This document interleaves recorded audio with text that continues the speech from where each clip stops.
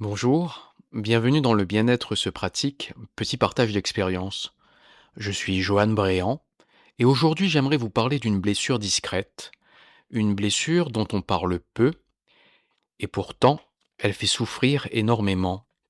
Cette blessure pourrait se résumer par une simple phrase: j'ai l'impression de ne jamais être choisi. Choisi en amour, choisi pour un emploi, choisi pour un projet, choisi par des amis, choisi par la vie. Au début, ce ne sont que quelques déceptions, une candidature refusée, une histoire d'amour qui ne démarre pas, une promotion qui échappe, une opportunité qui passe à côté, et puis les expériences s'accumulent encore et encore, jusqu'à ce qu'une petite voix apparaisse. Pourquoi les autres et jamais moi? Qu'est-ce qui ne va pas chez moi? Pourquoi suis-je toujours celui ou celle qu'on ne retient pas? Et c'est là que la blessure commence à se construire. Parce qu'à force de répétition, nous ne voyons plus des événements, nous voyons une preuve. Une preuve que nous ne serions pas assez talentueux, pas assez beau, pas assez intéressant, pas assez important. Pourtant, ce n'est pas ce qui se passe. Ce qui se passe, c'est que notre esprit construit peu à peu une croyance. Et une fois cette croyance installée, elle agit comme un filtre. Nous remarquons immédiatement les refus, les absences de réponse, les déceptions, les portes qui se ferment. Mais nous oublions parfois les sourires, les encouragements, les réussites, les personnes qui nous apprécient, les occasions où nous avons bel et bien été choisis.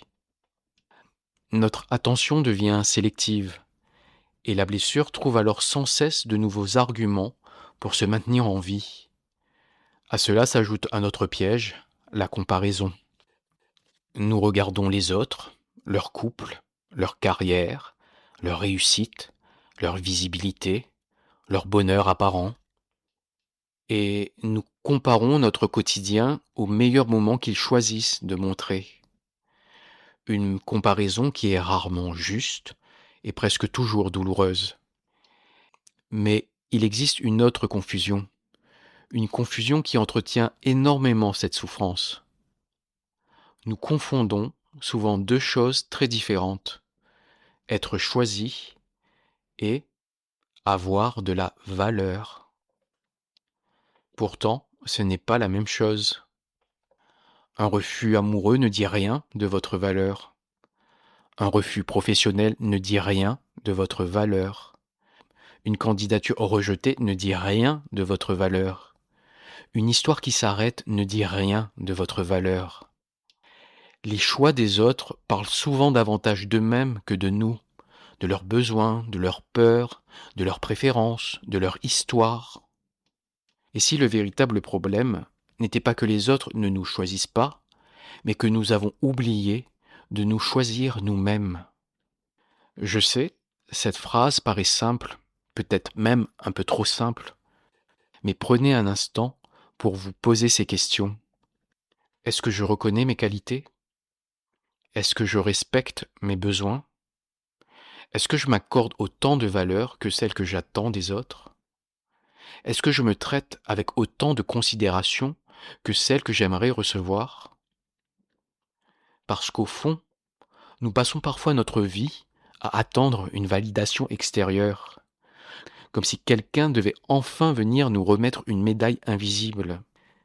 Une médaille qui dirait: tu as de la valeur, tu es important, tu mérites d'être aimé. Mais cette médaille, personne ne peut nous la remettre définitivement, parce qu'elle ne vient pas de l'extérieur, elle naît à l'intérieur. Retrouver sa place ne signifie pas être choisi par tout le monde. Retrouver sa place, c'est arrêter de confier sa valeur aux décisions des autres. Et parfois, le premier choix qui change une vie, c'est celui-ci. Décider enfin de se choisir soi-même. Merci pour votre écoute. Vous trouverez sur mon profil d'autres réflexions et pratiques consacrées à l'estime de soi, aux blessures émotionnelles et aux blocages qui influencent notre manière de vivre et de nous percevoir. Prenez soin de vous et souvenez-vous, votre valeur ne dépend pas de ceux qui ne vous ont pas choisi.